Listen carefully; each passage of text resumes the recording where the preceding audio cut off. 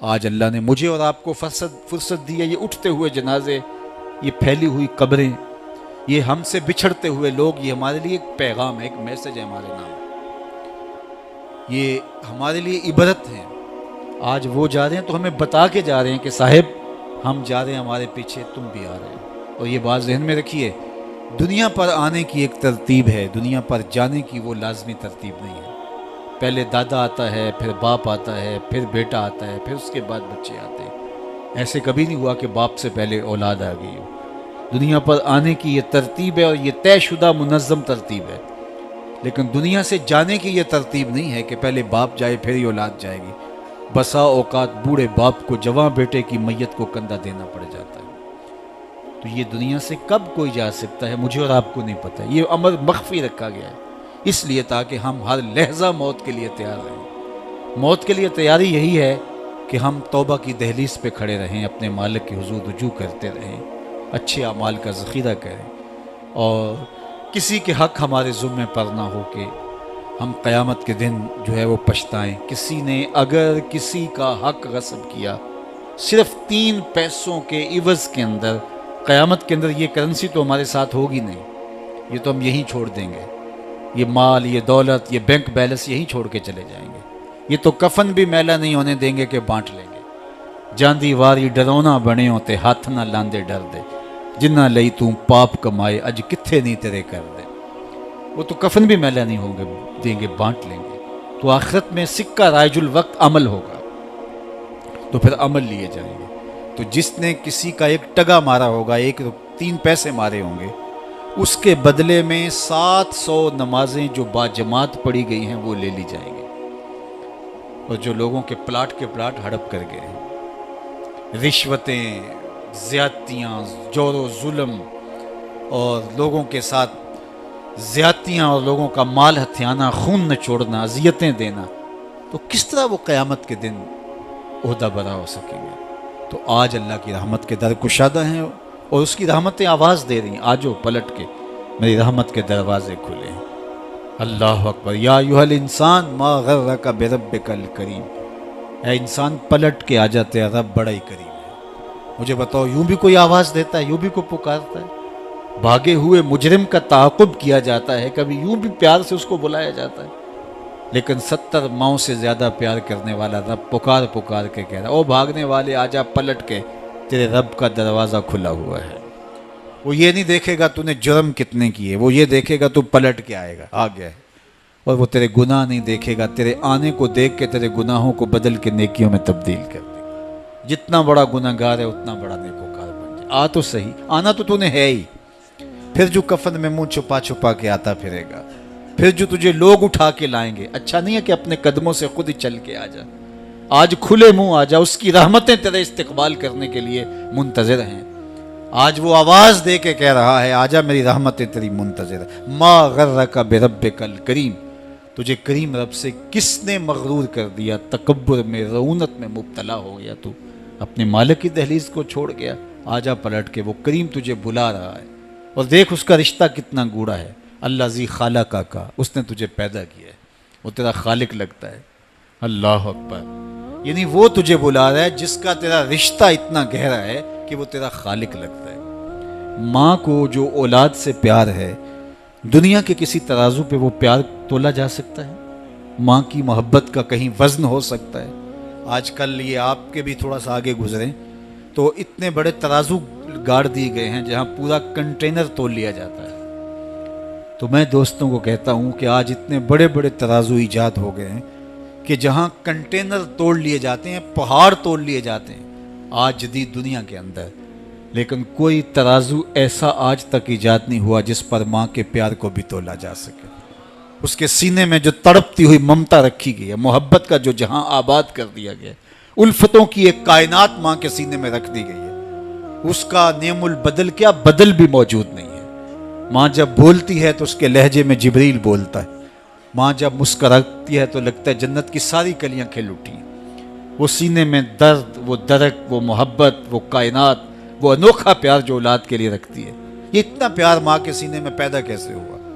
تو آپ کے پاس ایک ہی جواب ہوگا، اس لیے کہ ماں نے اولاد کو جنم دیا ہے۔ تو میں یہاں آپ کی توجہ چاہوں گا، جس ماں نے اولاد کو جنم دیا ہے وہ اتنا پیار کرتی ہے، تو جس رب نے خلق کیا ہے وہ کتنا پیار کرتا ہوگا۔ میں آپ کی توجہ چاہوں گا، مجھے اور کوئی نہیں چاہیے، صرف توجہ چاہیے گا۔ صرف نظارے کے لیے جنبش مژگاں بھی بھار ہے، نرگس کی آنکھ سے تجھے دیکھا کرے کوئی۔ تو میری آرزو یہ ہے کہ آپ کی تمام تر توجہ میری جانب مبذول ہوں تھوڑے وقت میں۔ جس شدت کی گرمی میں آپ بیٹھے ہیں مجھے اس کا احساس ہے، تو میں چاہوں گا کہ چند باتیں آپ تک پہنچ جائے۔ تو جو ماں اتنا پیار کرتی ہے وہ اس لیے کہ ماں نے جنم دیا ہے، تو جس نے جنم دیا ہے وہ اتنا پیار کرتی ہے، تو جس رب نے خلق کیا ہے وہ کتنا پیار کرتا ہے۔ تو ماں کی دہلیز چھوڑ کے بیٹا بھاگ جائے تو ماں آواز دیتی نا، پتر کہاں بھاگ رہا ہے، آجا پلٹ کے، اتنی ٹھنڈی چھاؤں کہیں نہیں ملے گی، اتنا پیار تجھے کہیں سے نہیں مل سکتا، آجا پلٹ کے۔ مائیں تو مائیں ہوتی ہیں، اور اولاد کے لیے ان کے سینے میں جو تڑپتی ہوئی ممتا ہوتی ہے اور پیار کا جو ایک آباد جہاں ہوتا ہے، وہ ایک الگ ہی کائنات ہے، وہ ایک الگ ہی جہاں ہے۔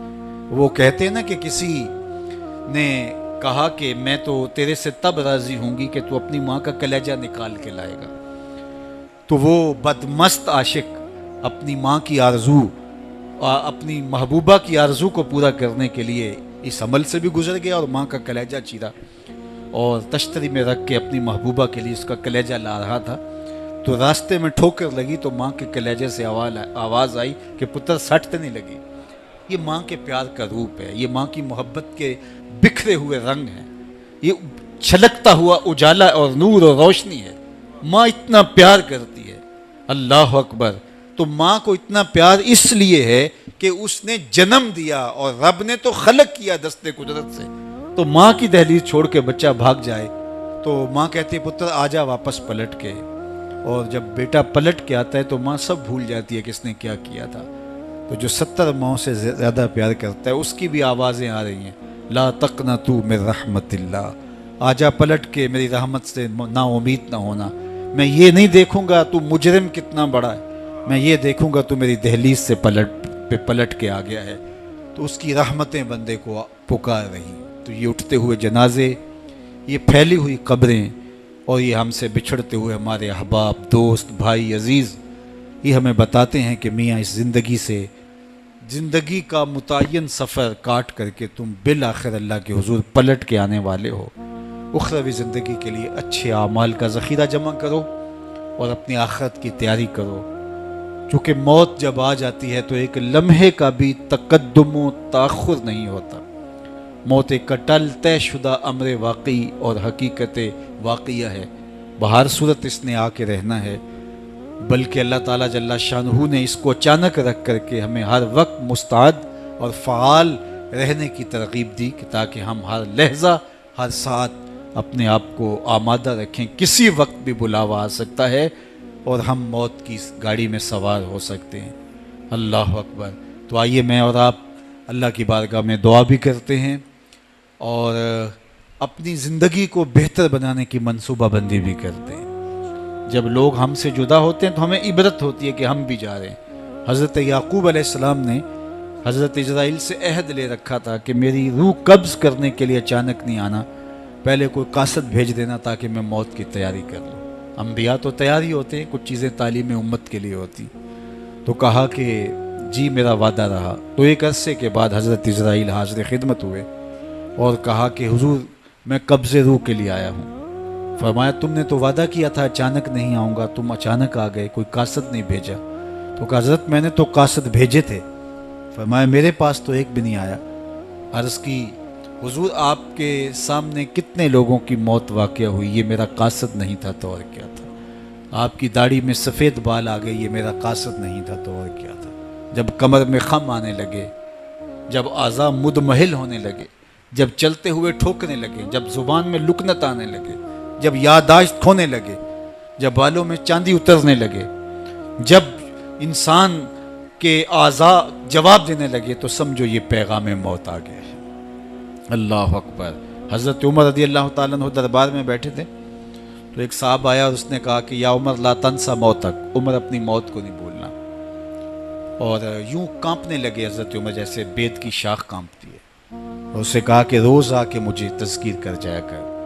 وہ روز آتا ہے، بھرے دربار میں کھڑا ہو کے کہتا ہے عمر اپنی موت کو نہیں بھولنا. ایک دن آیا, آپ نے اس کو کہا میاں آج کے بعد نہیں آنا. کوئی اور شخص آنے لگا, فرمایا نہیں. تذکیر موت کی ضرورت نہیں رہی, فرمایا نہیں. مجھ سے کوئی گستاخی ہوگی, فرمایا نہیں. تو پھر مجھے چھٹی کیوں دی جا رہی ہے؟ تو حضرت عمر روئے اور یوں داڑھی پہ ہاتھ رکھا اور ایک بال الگ کر کے کہا یہ دیکھ میری داڑھی میں سفید بال آ گیا, اب یہ مجھے چین سے نہیں بیٹھنے دے گا. ہماری تو پوری داڑھی بھی سفید ہو جائے نا. میاں صاحب نے کہا ہڈیاں کھڑکن, ہڈیاں کمبن گوڈے کھڑکن تے اڑ گیا لک تیرا, اجے بھی بدیوں باز نہ آئوں جیو مرد دلیرا, فما اصبرہم علی النار. اللہ قرآن میں فرماتا ہے کتنا حوصلہ ہے لوگوں کا آگ پر, کتنی ڈٹائی کے ساتھ کہہ دیتے ہیں یہ جہاں مٹھا گلا کس نے ڈٹھا. قبرستانوں میں جا کے دیکھو کس نے دیکھا ہے آخر والا جہاں.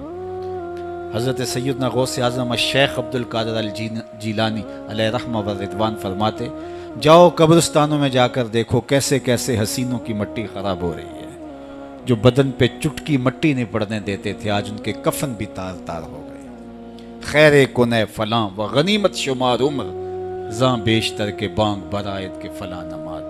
تو نے بھی چلے جانا ہے, یہاں بیٹھ نہیں رہنا. یہ اٹھتے ہوئے جنازے تجھے عبرت دیتے ہیں, یہ پھیلی ہوئی قبریں تمہیں بتاتی ہیں کہ میاں تم بھی اسی مٹی کا رزق بننے والے ہو, تم ہی یہی چادر اوڑھ کے سونے والے ہو. تم دو لباس کے دو کپڑوں کے اندر, دو سفید چادروں کے اندر ملبو. کہاں گئی وہ پوشاکیں, کہاں گئے وہ برانڈ, کہاں گئے وہ تمہارے قیمتی بیڈ, اور کہاں گئے اے سی لگے ماحول سے آراستہ کمرے. امیر ہے یا غریب ہے وہ 2 گز زمین, اور وہی مٹی کا اوڑھنا, مٹی کا بچھونا, وہی 2 گز کفن, وہی کل کائنات. اور وہاں جو کیے ہوئے عمل ہیں وہی سکہ رائج الوقت ہوگا. تو قبل اس سے کہ وہ وقت آ جائے اور پھر ہاتھ ملے, فلاں چیخ کے کہتا تھا مجھے اس کی بات سن لینی چاہیے تھی, فلاں پکار کے کہتا تھا اس کی آواز پہ کان دھرنا چاہیے تھا, فلاں اٹھتا ہوا جنازہ مجھے عبرت دے دیتا, فلاں بندے نے مجھے یہ کہا تھا اس کی بات پہ کاش میں عمل کر لیا ہوتا. لیکن اس دن پچھتاوے سے کیا ہوگا؟ آج کا پچھتاوا کل کی بہتری کا ضامن ہو سکتا ہے, آج کا پچھتاوا زندگی بدل ہو سکتا ہے, آج کا پچھتاوا توبہ کا سبب و ذریعہ ہو سکتا ہے, آج کا پچھتاوا دل کے میل اتار سکتا ہے, اور کل کا پچھتاوا سوائے حسرت بڑھانے کے, سوائے دکھ بڑھانے کے, سوائے تکلیف میں اضافے کے اور کچھ نہیں ہوگا. اس لیے میں اور آپ اپنی زندگی کی منصوبہ بندی کریں. مجھے پتہ ہے میں کہاں کھڑا ہوں اور آپ کو بھی پتہ ہے کہ ہم کہاں کھڑے ہیں. آپ مجھے اچھا سمجھتے ہیں, یہ آپ کی مہربانی, لیکن مجھے تو پتہ ہے کہ اچھا ہوں یا نہیں. میں آپ کو اچھا سمجھتا ہوں لیکن آپ کو تو پتہ ہے کہ آپ کہاں کھڑے ہیں.